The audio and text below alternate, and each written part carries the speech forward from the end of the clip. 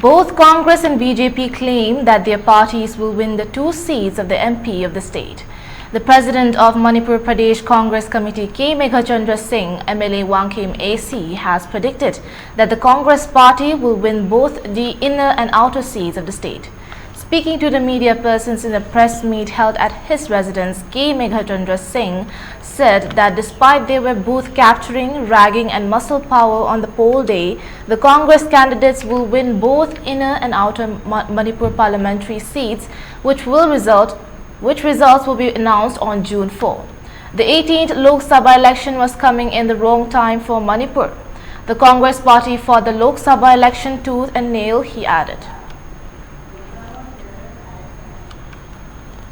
Ma'am pinaga vote tawrakanta candidate singsi kakhraga magi sengi awaba ma'am China sina prajagi seva tawraktre habisi with the long experience adagi akanghai singsina observation TV channel da kaida social media da karida pirakose tai ado akoju khangi ado hadaksi without khoigi unfair means corruption pasasi Mingonda Pashapiba, Parada Pashapiba, Botado Habisi.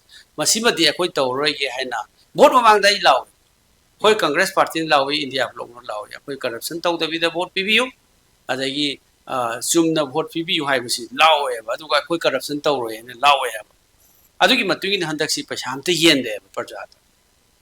Ado, Hoi Atopa Party, NPFP Tadopa, NPFP vote lepa.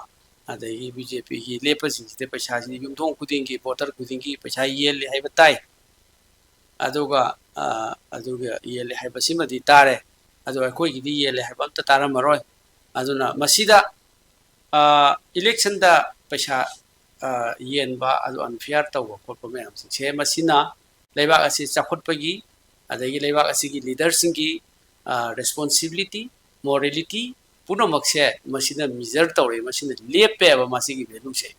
Aduna Kanagumba, Pashayam Changba candidate, a vodka kanda, Pasha Hanzana Pohona, the Pajagi Sebato, T. Habese, Masitam the Tamsum Kang Bahore, Aduna, I quite na, Masi Pazazul, the Iras Tita Woman to Kominaga, Manipurse, a home was Samas, a Poroxi, Sakot was Samas, a Poroxi, Hyderabadi, Corruption, Yakupuna Tadu in a Sangi.